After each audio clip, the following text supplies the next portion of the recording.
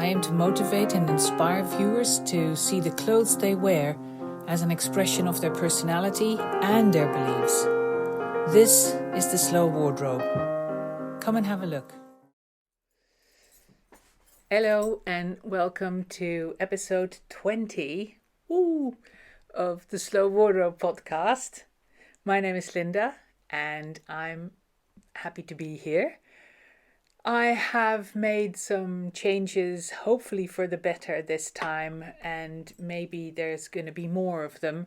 I've improved the lighting and am using a different camera on my iPhone. I was filming with the selfie camera before so that I could actually see myself sitting in the frame and made sure that I was actually in the frame. I have now turned the iPhone around, so that means that I'm filming with a better camera, and I've vastly improved the lighting because I learned that iPhones end up going quite grainy in their picture if the lighting isn't great. So hopefully this will herald an improvement in the picture. It's quite a struggle to find a way that works properly to see myself. There are apps, there are connections. None of them seem to work particularly well at the moment, so bear with me on that in that respect. Let's see how this goes. Same with the Layercake section later on in this episode, filmed with better lens and better lighting as well, so any feedback welcome as always. Right, it's going to be a relatively short section, this first part of the podcast, because I am waxing lyrical a little bit more about the duster in the small check, but also I have a section about the fitting of layer cakes and measuring yourself and fitting garments in general with some extra information that you might find useful. Any questions, of course, always welcome. But first, a bit about my knitting progress. I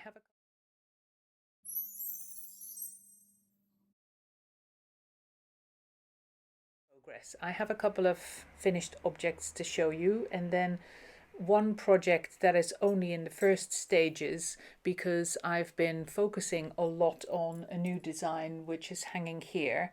I will show it to you in more detail in a minute. First, the socks that I was talking about last time.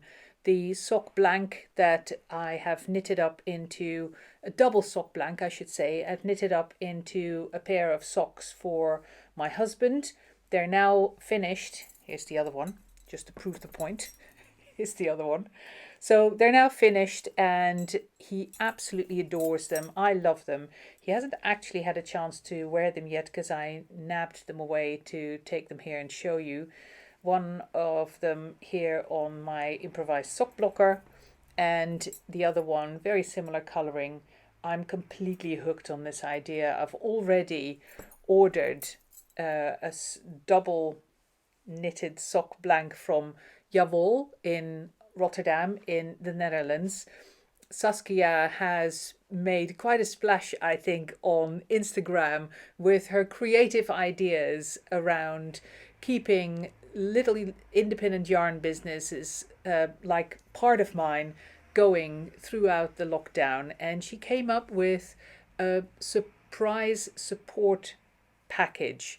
That means that you end up spending some money on the website and there are different brackets, different values of support packages that you can order, and you don't know what you're going to get. It's a surprise. That's the whole idea. So you'll have to trust me in terms of knowing enough about your knitting background or your taste in garments, for example, and colors if you are a repeat customer. And if you are a new customer, you're definitely going to get something to delight you.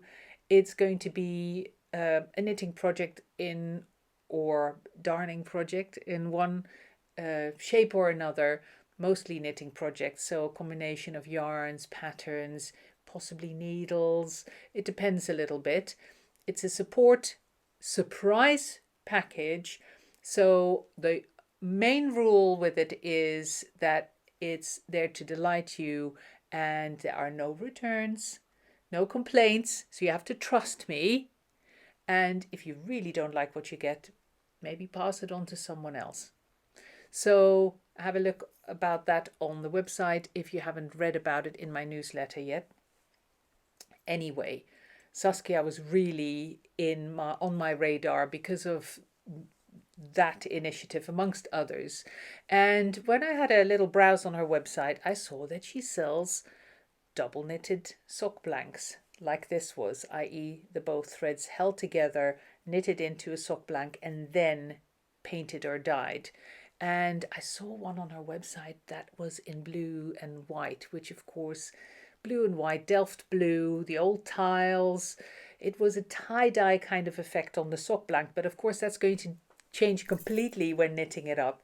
So I was so reminded of the old Delft tiles, I immediately got homesick for the Netherlands and purchased the sock blank, had it sent to my parents, and now I'm hoping that at any point before the end of the summer we'll actually be allowed to travel there and I can knit a pair of socks out of that. So I'll be scrounging around on the internet to find some double knitted sock blanks here in the UK.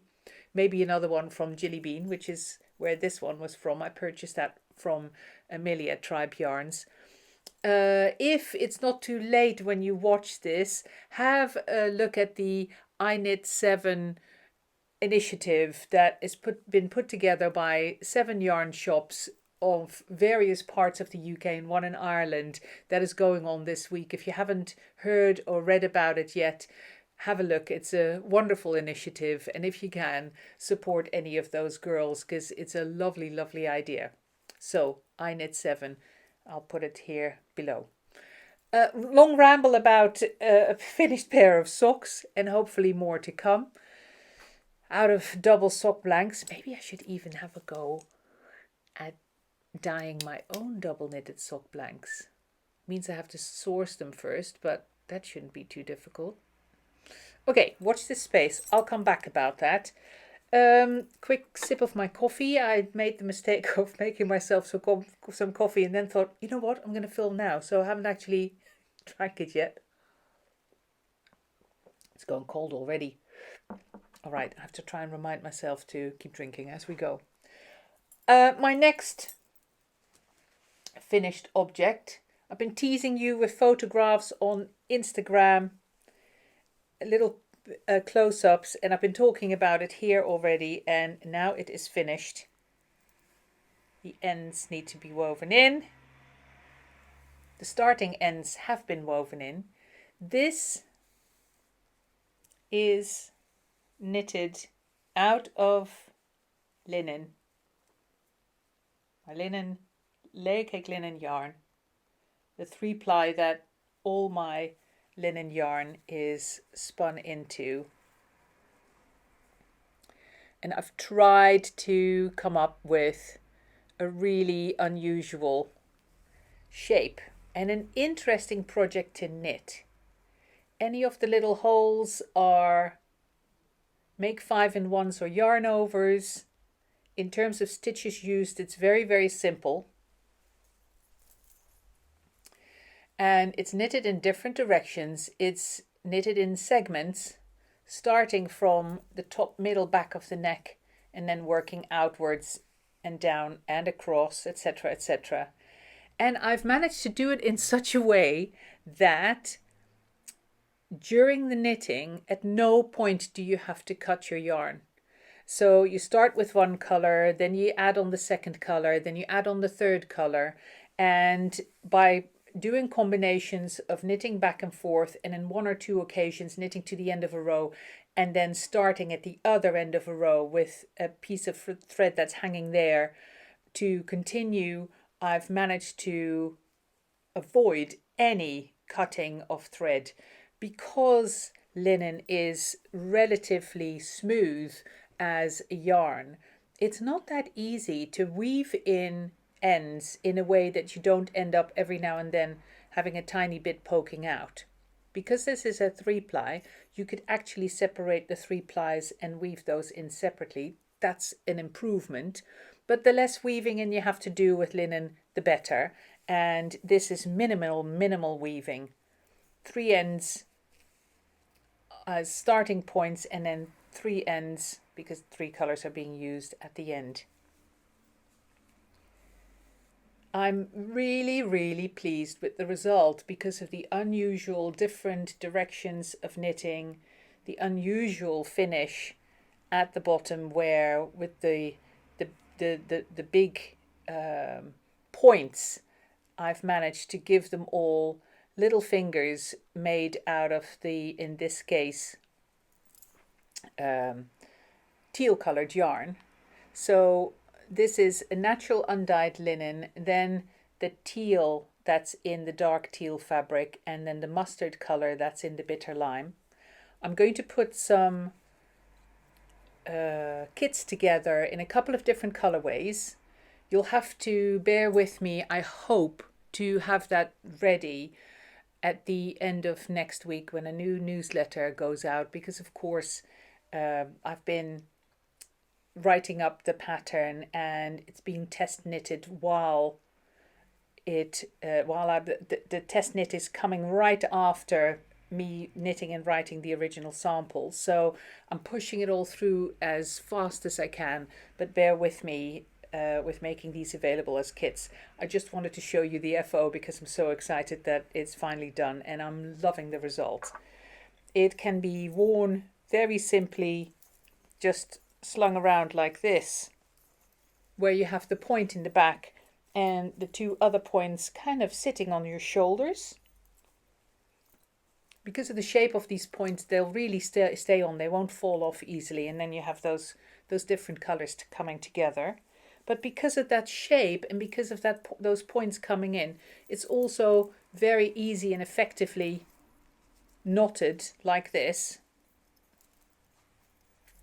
See, then it's almost looking like a collar. And of course you've got the 3rd point in the back. I hope you can see that a little bit.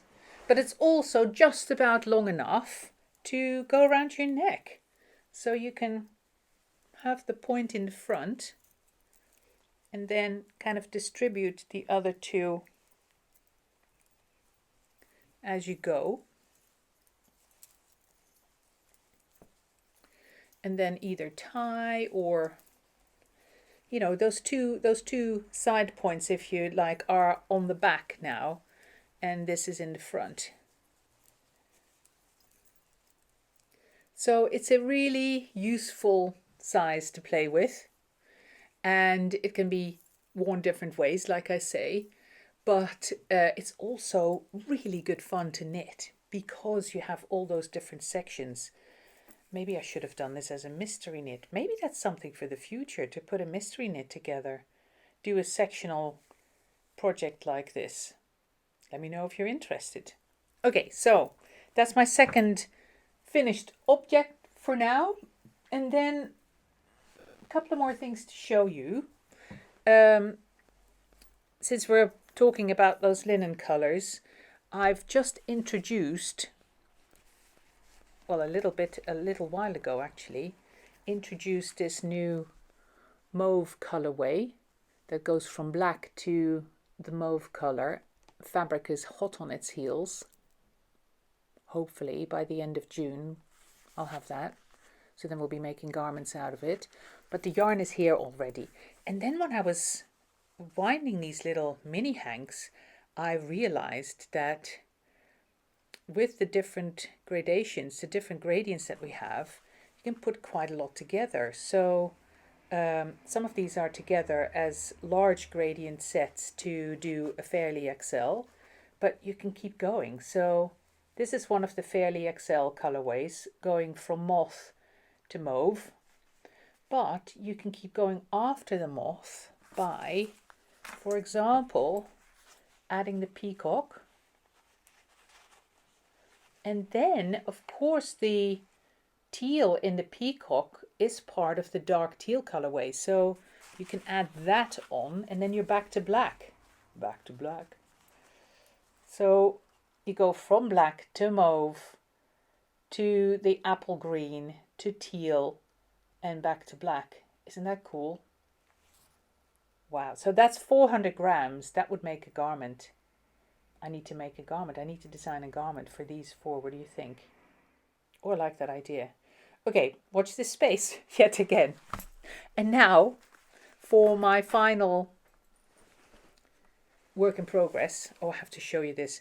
Do you remember that I showed you that purple Ochil's bag from Midwinter Yarns? I bought another one.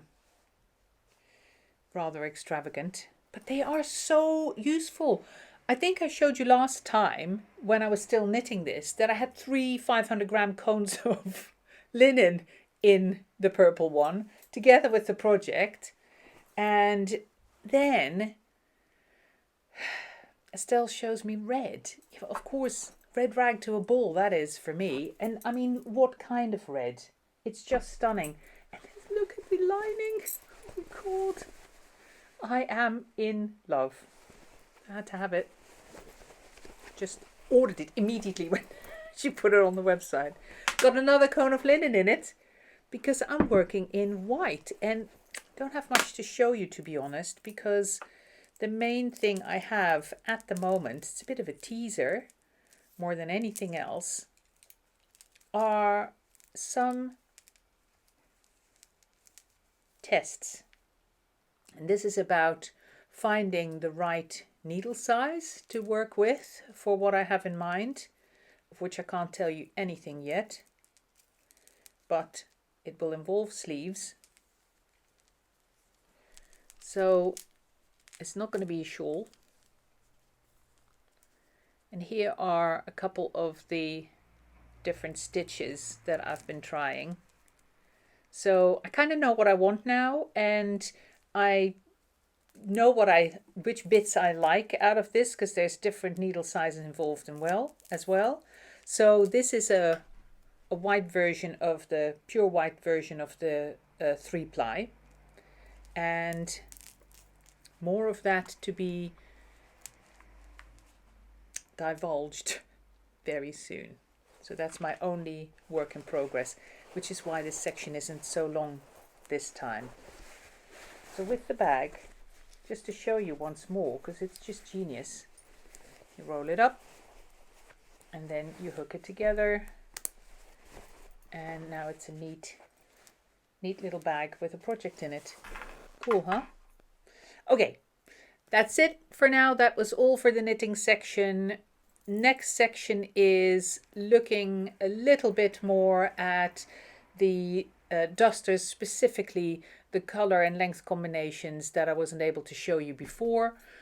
And then in the last section, I talk about the fitting of garments, taking your own measurements, fitting of clothes in general, proportions in different bodies, and fitting of layer cake garments in detail.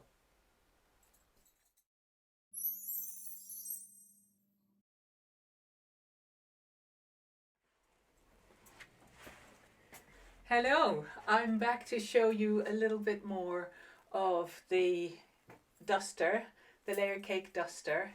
You've seen this at length already. Most of this segment is not going to be about the duster, but it'll be about how to help you measure yourself for clothes in general and Layercake specifically.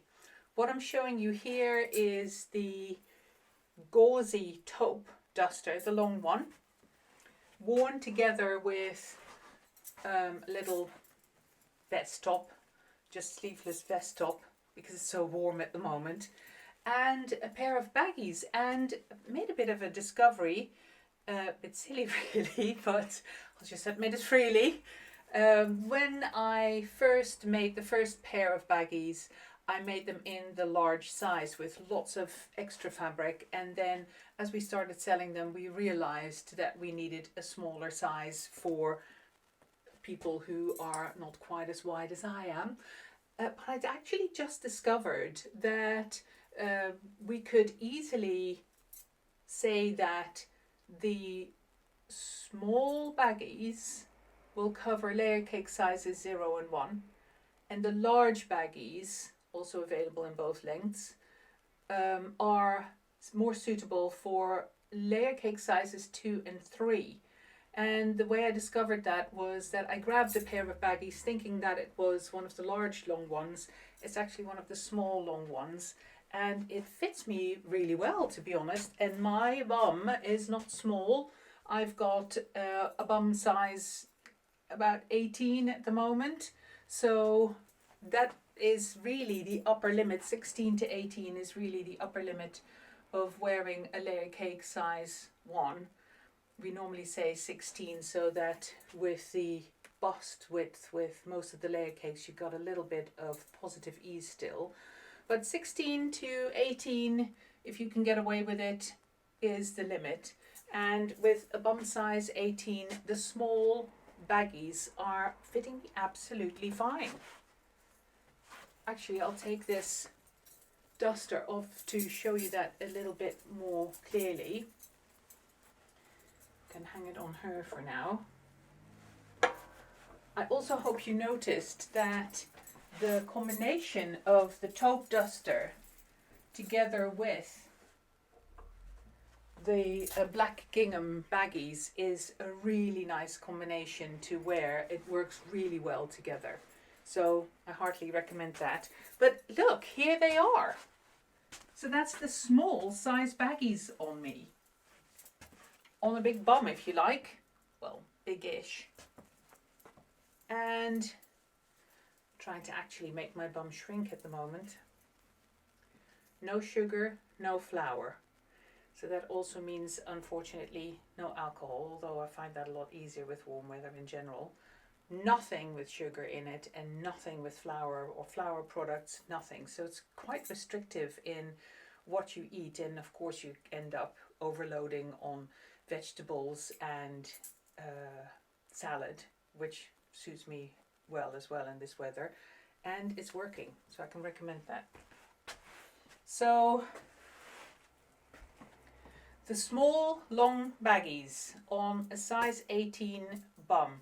Actually, I'll measure my hip, do my hip measurement and put that here, and I'll also give a bit more of a hip measurement on the listing of the baggies on the website, so that you can confidently order the smaller ones if all you've ordered before are the bigger ones.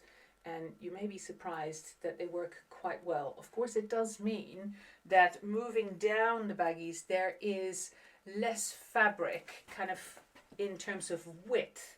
So if you really are keen on how large you find the stride of the larger size baggies, my guess is that the stride, not at the bottom but around the knees, is slightly smaller with the smaller size baggies. So that's one thing to keep in mind. But actually, I'll measure that as well and give you those details about that here. Right, enough waxing lyrical about baggies. I wanted to show you the dusters that I hadn't been able to show you yet so far. So I wanted to show you the short taupe duster, and the lines of it come across very nicely in combination with the rest of this outfit. By wearing that slightly longer vest top, so it's longer than the duster itself, you really get the layering that I like so much. And then see the rounded edges. Most of you who have ordered a duster so far will have received it by now. And I absolutely adore the short taupe. I think that out of all of them, the long oatmeal, I think we have one or two long oatmeals left, and then that's it. Then we'll be completely sold out of the long oatmeal. And again, I'll list here exactly what we've got left at time of publication of this podcast. And we're nearly out of black as well, but we have lots of this fabric still. So, well, lots. We don't have lots, but we have enough to make some more of the taupe dusters, and especially this short one with these neutral colors I really love. Last but not least, I want to show you the short, small check that I showed just sitting down in the last podcast. I have offered it as a pre-order for delivery in July because we're waiting for fabric. We had a bit of fabric left that we made this out of. So we have to wait for fabric, and then we'll be able to make those for the orders that have been placed. I had put a special offer on of £20 discount selling the short small check duster in for the same price as the limited edition ones. And I said that from the 1st of June I'll have to up that price. It's just because the fabric is so much more expensive. So the 1st of June is only 1 or 2 days after you'll be able to watch this podcast. So I will extend that deadline for another week. So we'll keep it going until the 7th of June for the reduced price of £149. Of course, if you have your 10 for friend discount, you can take that off. After that, the price will go up to £169. Delivery is still the same, middle of July. Let me show it to you.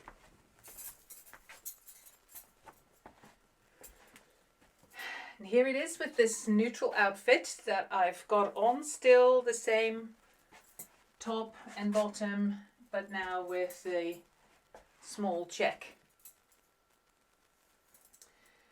Again, that lovely line, again emphasizing that line with the slightly longer top underneath. And I was showing you in the mirror. Here it is in the mirror as well. Extremely versatile. Can be thrown on over any kind of outfit with or with sleeves underneath. Of course, in this weather, it's great as a cover-up as well. Although the fabric, of course, is heavier than the limited edition oatmeal and taupe. So it'll give you more protection against the sun, but it'll be warmer as well. So keep that in mind.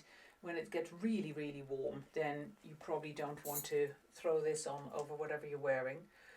But for any other temperature, it'll work a treat.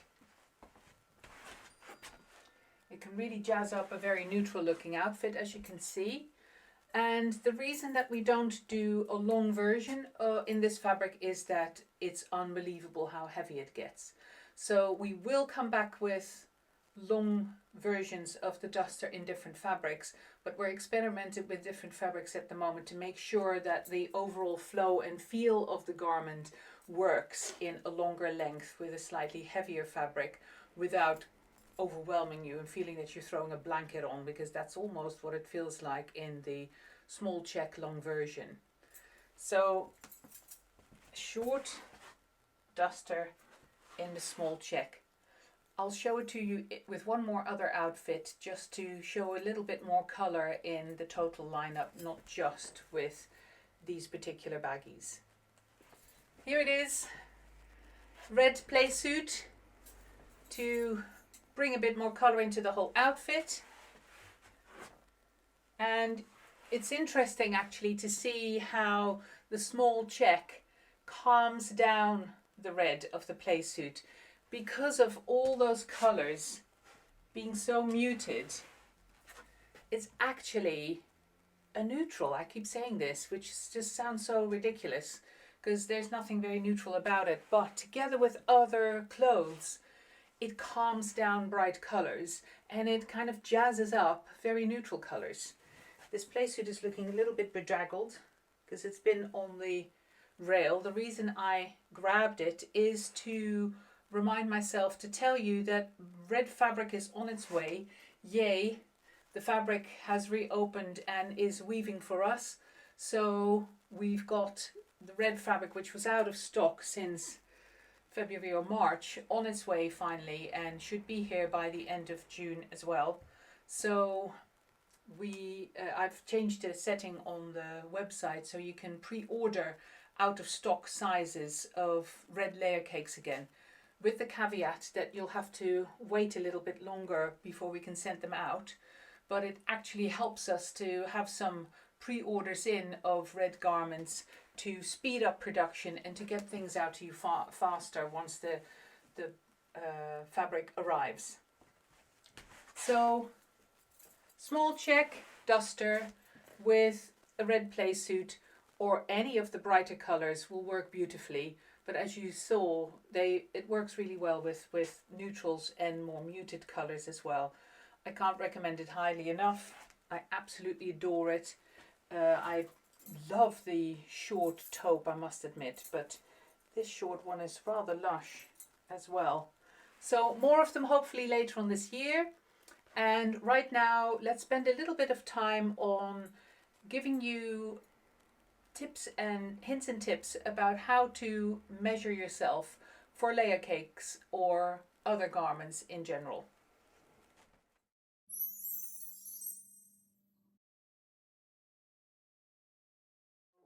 What I've got on this mannequin, just for illustration, is one of the limited edition summer dresses, and it's the size 0 in the regular length.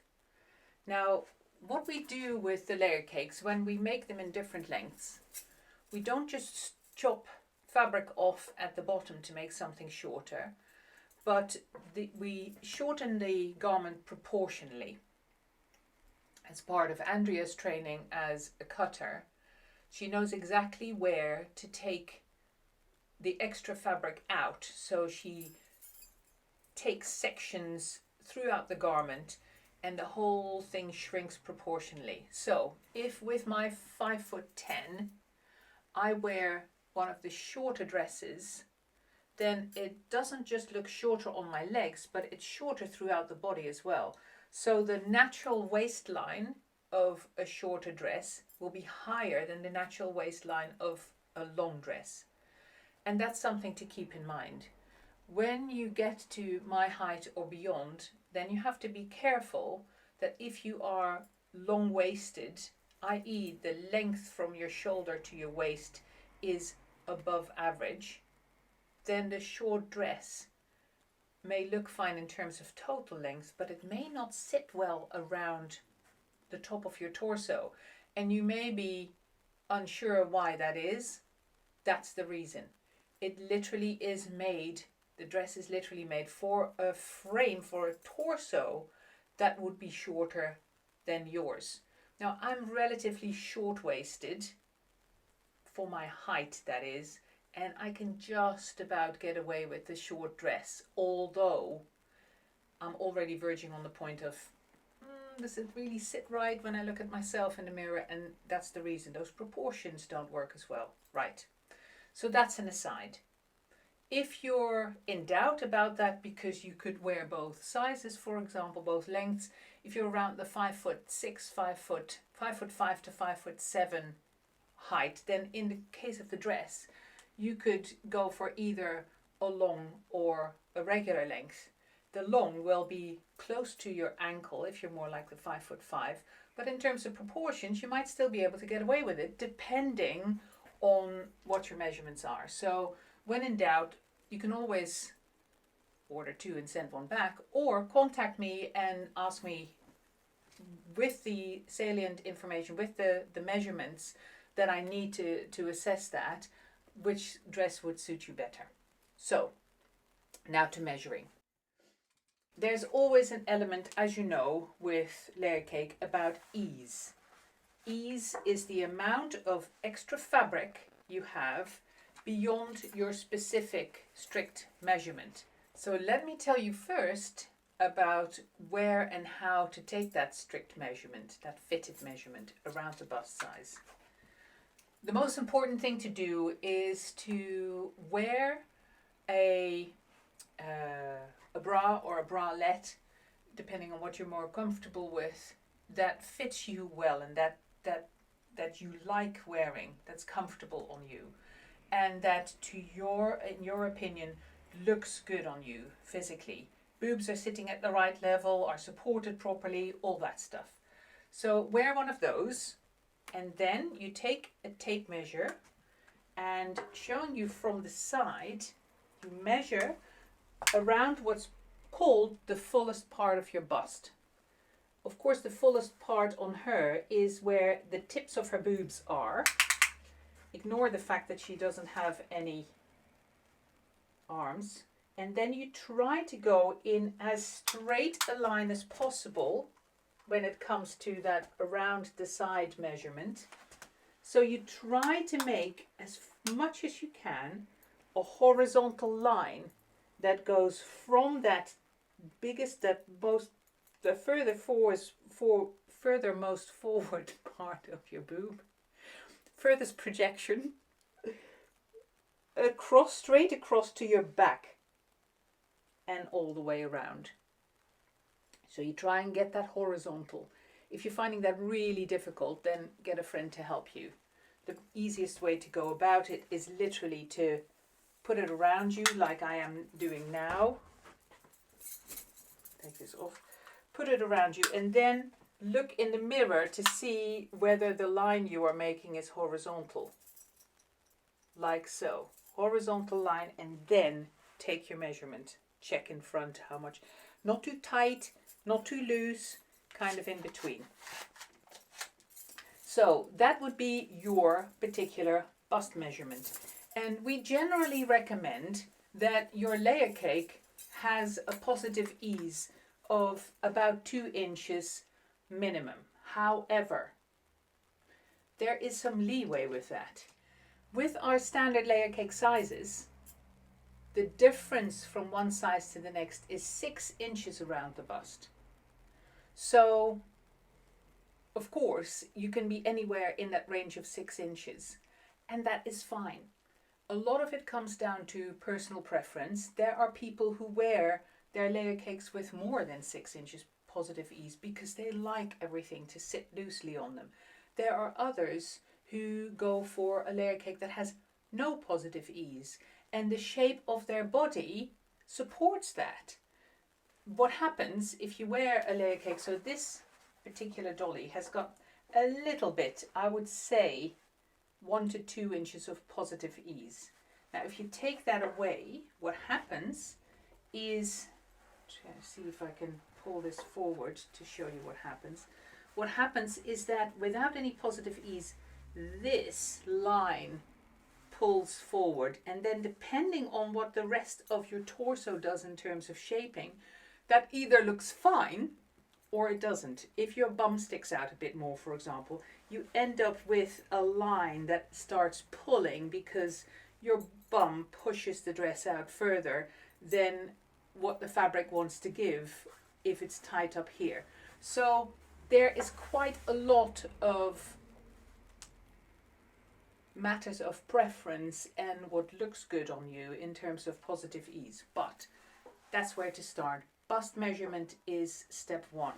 If you have a very large difference in terms of standard sizing or average sizing between your bust measurement and your hip measurement, then, so for example, in my case, my bust measurement tends to be between 1 and 2 dress sizes smaller than my behind. In the case of layer cake, that tends not to be an issue because of the way we cut the garments. They all fall quite drapily and quite roomily around the hip area.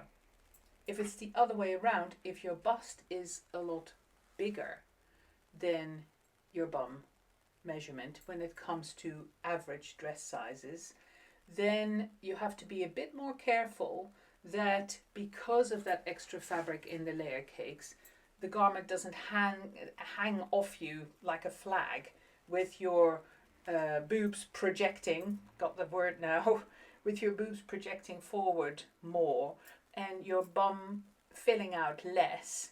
You may be one of the people who say, well, actually, that is such a waste of not being able to show off the rest of my body and the rest of my shape when it's all just tenting over the front of me. And there's another important element around fit and sizes of garments. It is the ratio between the front half of your bust measurement and the back half. It is possible for people with very narrow backs and very small rib cages to, of course, have bigger boobs. So if you would cut the measurement in half, their total bust measurement in half, then their back would be really narrow. and their boobs would take up more of that measurement.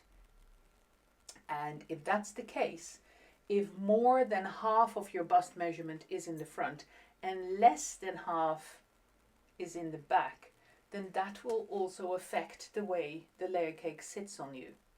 So with more fabric or more boob in the front, the whole garment will have a tendency to tilt a little bit more because it's being pushed up further by your boobs, and then the whole thing, the whole dress can move in this direction, making it sit tighter around your bum than it actually is. If that is the case, be careful to where you place the shoulder seams of your dress. One of the reasons that the armholes of all layer cakes tend to be more roomy than your average garment is to give you more space to adjust and play with where the garment sits. So, in the case of having more boob than back, make sure to adjust the garment by picking it up and easing it forward a little bit. So then from the top, you'll end up giving a little bit of extra fabric to the front half. Same goes if the situation is the other way around. People have the tendency in general to put shoulder seams too far back, and you can see the whole dress tilting. So same goes the other way around. If you have the bigger boobs, bring the shoulder seams forward a little bit, and if you need more ease in the back, then bring them back a little bit. But play around with that. We're always, you will remember if you've been on the stand and you put a garment on and we're there and we're faffing over you, we have the tendency to run our hands around your shoulder area to make that adjustment and make sure that the garment is hanging straight, not tilted forward or backwards. So that's an important measurement. So bust and ease around the bust and the proportions between front and back of that bust measurement. As always, when in doubt, send me an email and we'll have a conversation about it. It's really helpful when we've sent you a layer cake and you're not happy with the fit to send us some pictures, especially with the shows not happening. That's our only way to see you face to face, and seeing a photo or even a video of you in a layer cake and how it moves on you can give us really valuable information to either help make a layer cake that fits you or help with fit in general. Now coming back to those proportions when it comes to the height of the garment and proportions of your body, that's the other thing to keep in mind. Some of our layer cakes, like the dresses and the play suits and the baggies, for example, and the skirts, come in different lengths. And your total height will have an impact, of course, on the length of the garment that you pick, but also on the standard length garments. So a size 2 smock will look very different on a lady who's 5'2" than on a lady who's 5'10", for example. So your height will have an impact. And if you then take that together with your body measurements and the proportions of your torso, you can imagine that 10 different people, one garment will fit those 10 different people differently. And again, we can help with that. If there are very specific garments that you see on the website that you think, well, it would be really useful to me to have this or that measurement of the garment added, again, send me a message and of course I will add that. That's useful information for me as well. Okay, let's stick with measuring bodies a little bit. The sleeve opening of the dress, as you probably already know, is smaller than the armhole, I should call it, of the smock and tabard. In fact, I will go and put one on top of the dress to show you the difference in height. So here is a size 0 tabard.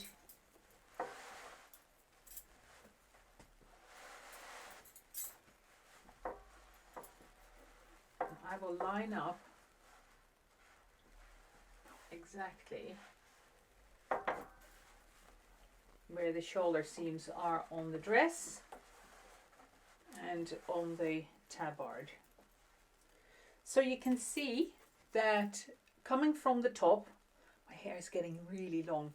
My daughter ends up shaving my undercut that you can see, which is the easy part, but of course we don't cut the top, so even though I keep it out of this side of my face, this lock is getting really long and it keeps going in my mouth. So I try to keep it behind my ear, but even with the undercut, it's getting too bulky. Okay, so in the front, this line follows the line of the dress, but when it comes to the point where your boobs project most, then that line goes further down, and it's a good 2 inches further down. This is size 0. It's about the same on the others.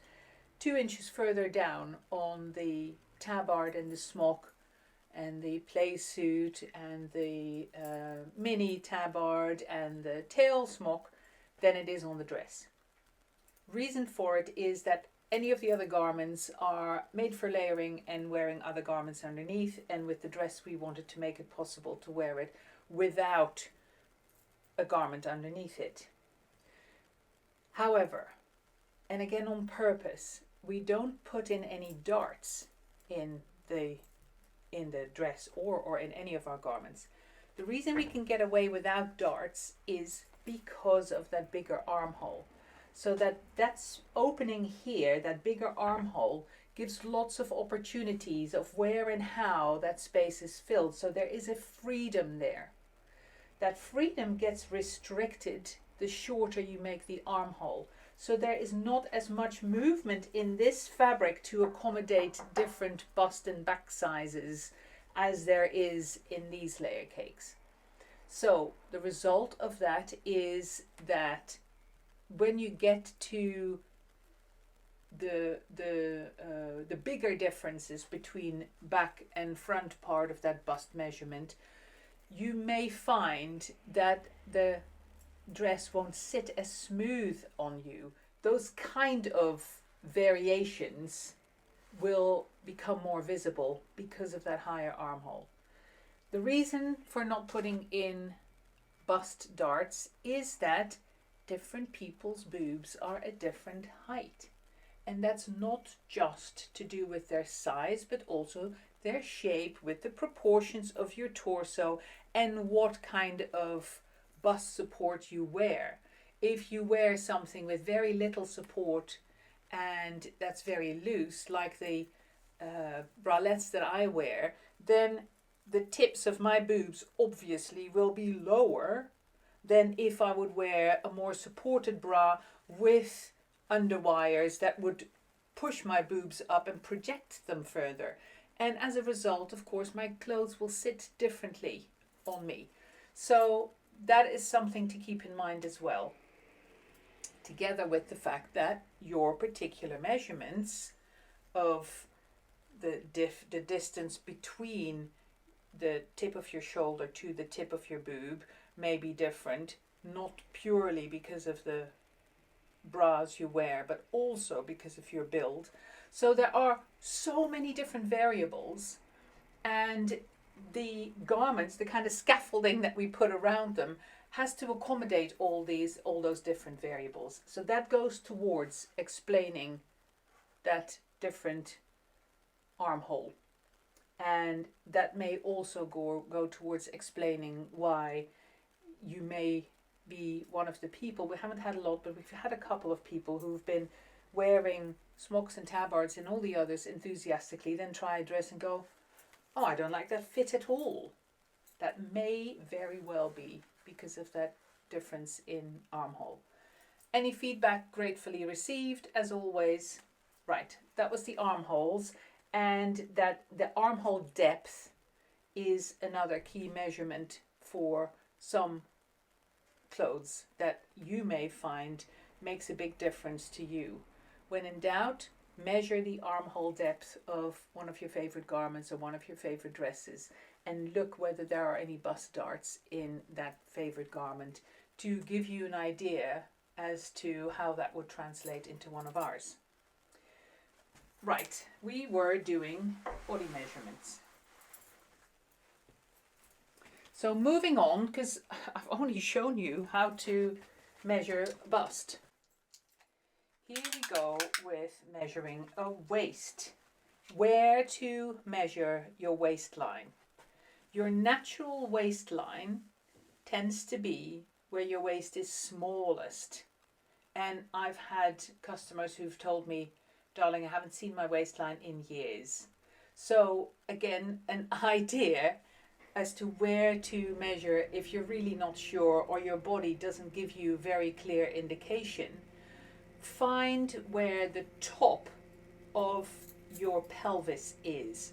Poke around through the outer layers of you and find the top of your pelvis here on the side. And your natural waistline is just above that. So again, try and measure on a level playing field. Try and keep your tape measure horizontal. Managed to find the noisiest tape measure in the house. Apologize for that. So you go, in her case, of course she hasn't got any hips. If she had any, they were that hip bone, I would feel that about here. So I go about an inch above that. And that's where I measure the waistline. Not too tight, not too loose, just flat against your body. So that's relatively easy as well. Now another pointer could be how long to teach you how whether you're long-waisted or short-waisted is to measure the distance from the top of your shoulder to that point on your natural waistline. That can be an important measurement. So that may be something that we ask you for if we're trying to get a complete set of measurements to gauge fit of a garment. Next important one is hips. And you measure your hips much lower than most people think. Again, it depends on your particular shape and size, but as a guideline, try and find the place on your body where your circumference is the biggest. So hips are not where your hip bones are. Hips are not where your thighs are. Hips are where that measurement is biggest. So if you look at yourself in the front and you think, well, in my case, there's a whole area here that is quite straight. My body isn't either flaring in or flaring out. It's quite straight. But if I look at the side, bum, tummy, try and find that biggest point. There we are. Round the front. And again, loosely. Don't tuck it in too much. You've got that tummy to accommodate as well. So in my case, in my body, my tummy is sticking out here and my bummy is sticking out there. When in doubt, go for that bum area. Go horizontal and give a little bit of extra space for your tummy. And that will then be your hip measurement. And again, go straight. Don't go, okay, well, I need to go from my tummy, from my big tummy to my big bummy and measure like this. That will not give you an accurate measurement. Always go for those horizontal lines. The main point here being that measurement you may end up taking that measurement lower than you would think. The other thing you can do, of course, is to take a horizontal measurement in 2 or 3 places. That may help as well. So one, that is only 3 or 4 inches down from your waist, and then a couple of inches down and a couple of inches down again, to give you a good idea of what the different parts of your body do and how those measurements relate to each other. The last point that I wanted to highlight with regards to clothes and measurement is how the shape and the impression that your body makes changes depending on what kind of clothes you wear. So in the case of the play suit, if you wear it big all over, then it will hide a multitude of sins. But with the different garments, you can emphasize different parts of your body. So going back to that play suit, if I would wear a belt with this play suit and I would place that belt low on my hips, if I even got a belt here that I can use, I don't think I do. I've got this though. So if I've got something and I wear it kind of lowish, here's the double dart, then just doing this already changes the shape and the impression of the garment.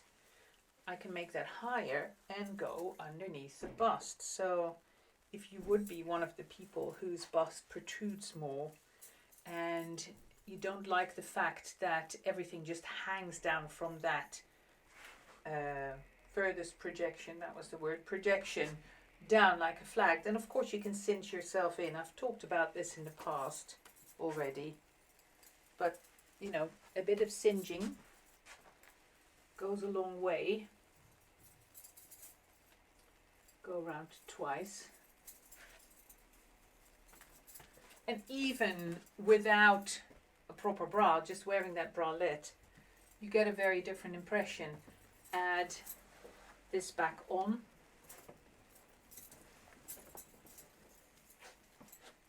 And that belty thing adds a nice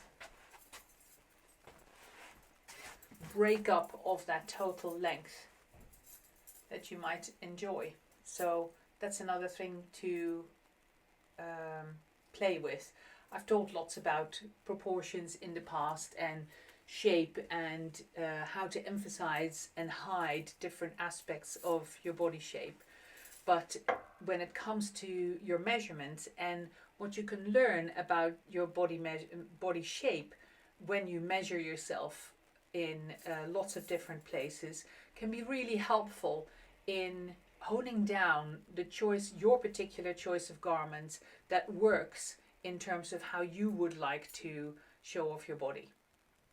As always, any questions or comments, let me know. If there's any aspect of the rant that I've just delivered that you would like me to come back to in more detail, let me know, and then of course I will respond to that.